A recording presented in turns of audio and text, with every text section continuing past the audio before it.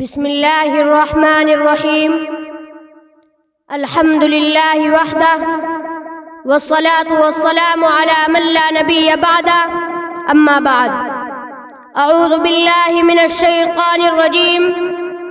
بسم اللہ الرحمن الرحیم ومن يرتد منكم عن دینه فيمت وهو كافر فأولئك حبطت أعمالهم في الدنيا والآخرة وأولئك أصحاب النار هم فيها خالدون قال رسول الله صلى الله عليه وسلم من بدل دينه فاقتلوه۔ محترم حضرات اور آج کے اس محترم بالشان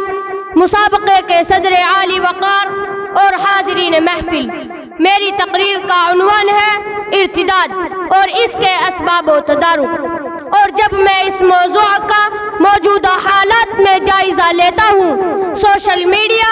اور ذرائع ابلاغ پر ارتداد کی بھیٹ چڑھنے والی دختران ملت کی فہرست دیکھتا ہوں، اس میدان میں کام کرنے والے دعات و مبلغین کی کارکردگی سنتا ہوں، یا ارتداد کی آندھی میں اڑ جانے والی قوم و ملت کی بچیوں کے عبرتناک انجام پر نظر ڈالتا ہوں تو کلیجہ منہ کو آنے لگتا ہے، لکھتے ہوئے ہاتھ و قلم لرزنے لگتے ہیں، بولتے ہوئے زبان لڑکھڑانے لگتی ہے۔ عزیزان گرامی، اس وقت امت مسلمہ کے سامنے ارتداد کا عفریت گات لگائے بیٹھا ہے کہ کب اسے موقع ملے اور ان کے ایمان و یقین کو لقمہ تر سمجھ کر نگل لے۔ کہیں شکیلیت کے نام پر مسلم نوجوانوں کے عقیدے پر ضرب کاری ہو رہی ہے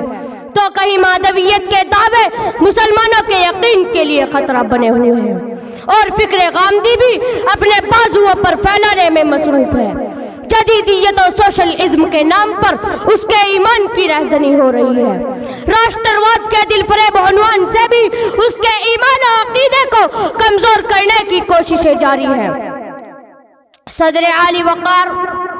اس وقت وطن عزیز میں ایک مخصوص طبقہ امت کی بچیوں کے ایمان پر ڈاکہ زنی کرنے کی ہر ممکن کوشش کر رہا ہے، جس کے لیے باقاعدہ مسلم لڑکیوں کو اپنے دام محبت میں پھنسانے کے لیے بھگوا تنظیمیں ٹریننگ کیمپ آرگنائز کر رہی ہے، اور مسلم لڑکیوں کو بھگوان اور ٹریپ میں قید کر کے ارتداد کی آندھی میں جھونک دینے والوں کو انعام و اکرام سے نوازا جاتا ہے، گلدستوں سے ان کی حوصلہ افزائی کی جاتی ہے اور قانونی و سیاسی قوت فراہم کر کے ان کے شوق کفر کو مہمیز لگائی جا رہی ہے تاکہ وہ ہماری بچیوں کے دین و ایمان کو کھلونا بنا کر اپنے احساس کمتری کے جذبے کو سرد کرتے رہے۔ ان نازک و حساس حالات میں ضرورت ہے کہ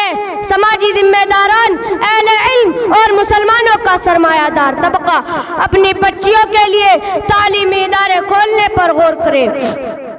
جہاں وہ اسلامی ماحول میں دینی و عصری علوم حاصل کر سکے اور مخلوط تعلیمی نظام کی خرابیوں سے ان کا وجود محفوظ ہو جائے۔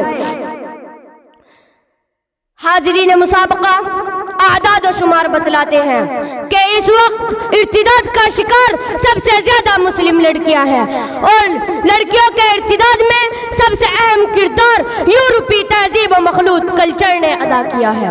لڑکے لڑکیوں کا اسکول، کالج، یونیورسٹیوں میں ایک ساتھ پڑھنا، آفسوں میں، کمپنیوں میں جاب کرنا، ایک دوسرے سے ملنا جلنا، اور رہی صحیح کسر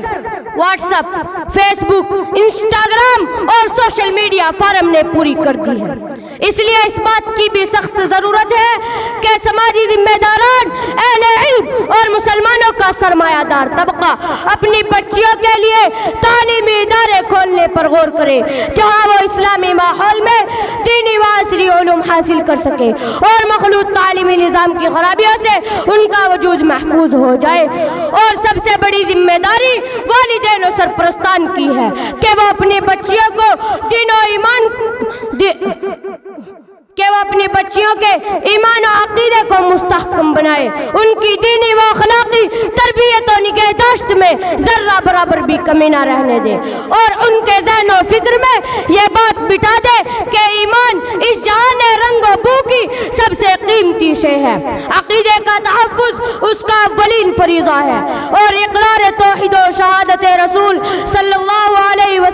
بغیر اس کا جسم صرف گوشت کا ایک چلتا پھرتا لوتڑا ہے، اس کے سوا کچھ بھی نہیں۔ اللہ رب العزت ہم سب کو ارتداد کی لعنت سے محفوظ فرمائے اور ہمیں اس کار خیر کے لیے قبول فرمائے، آمین۔ وآخر دعوانا ان الحمد للہ رب العالمین۔